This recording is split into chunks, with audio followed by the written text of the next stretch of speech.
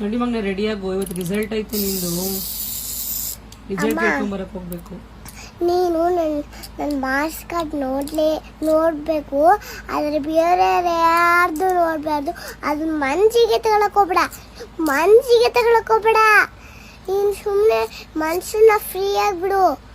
ಅದನ್ನ ಮನ್ಸಿಗೆ ತಗೊಳಕ್ ಹೋಗ್ಬೇಡ. ಬೇರೆ ಮಾರ್ಕ್ಸ್ ಕಾರ್ಡ್ ಮಾತ್ರ ನೋಡ್ಲಾ? ನನ್ನ ಮಾರ್ಕ್ಸ್ ಕಾರ್ಡ್ ಅಷ್ಟೇ ನೋಡು, ಬೇರೆ ಮಾರ್ಕ್ಸ್ ಕಾರ್ಡ್ ಅಂತೂ ಮುಟ್ಲೇ ಬಿಡ ನೀನು, ಆಯ್ತಾ? ನೀನು ಓಲ್ ಚೆನ್ನಾಗಿ ತೆಗ್ದಿದ್ಯಾ ಮಾರ್ಕ್ಸು? ಹೌದಾ, ಸರಿ. ನೀನು ಮನ್ಸಿಗೆ ತಗೊಳಕ್ ಹೋಗ್ಬೇಡ. ನೋಡಿದ ತಕ್ಷಣ ಮನ್ಸಿಗೆ ತಗೊಳಕ್ ಹೋಗ್ಬೇಡ. ಮನ್ಸಿಗೆ ತಗೊಳಕ್ ಹೋದ್ರೆ ಮನ್ಸಿಗೆ ತಗೊಳಕ್ ಹೋಗ್ಬೇಡ. ಆಮೇಲೆ ಮನ್ಸಿಗೆ ತಗೊಳಕ್ ಹೋಗ್ಬೇಡ, ನಿನಗೆ ಬೇಜಾರಾಗುತ್ತೆ. ಮನ್ಸಿಗೆ ತಗೊಳಕ್ ಹಂಗಾರೆ ಚೆನ್ನಾಗಿ ತೆಗ್ದಿಲ್ವಾ ಮಾರ್ಕ್ಸು? ಇಷ್ಟೊಂದು ಧೈರ್ಯ ಹೇಳ್ತಾ ಇದೆಯಾ ನಂಗೆ? ಆ ಧೈರ್ಯ ತಗೋ. ಮನ್ಸನ್ನ ಮಡಿಕಲ್ಲೇ ಬೇಡ. ಧೈರ್ಯ ತಗೊಂಡಿರು ಸ್ವಲ್ಪ. ಧೈರ್ಯ ತಗೊಂಡಿರ್ಬೇಕು ನೀನು ಫಸ್ಟ್. ಈಗ ನಿನ್ ಮಾರ್ಕ್ಸ್ ಕಾರ್ಡ್ ನೋಡಿ ನಾನು ಧೈರ್ಯ ತಗೋಬೇಕು, ಮನ್ಸಿಗೆ ತಗೋಬಾರದು. ಆಮೇಲೆ ಬೇರೆಯವ್ರ ಮಾರ್ಕ್ಸ್ ಕಾರ್ಡ್ನ ಮುಟ್ಬಾರದು.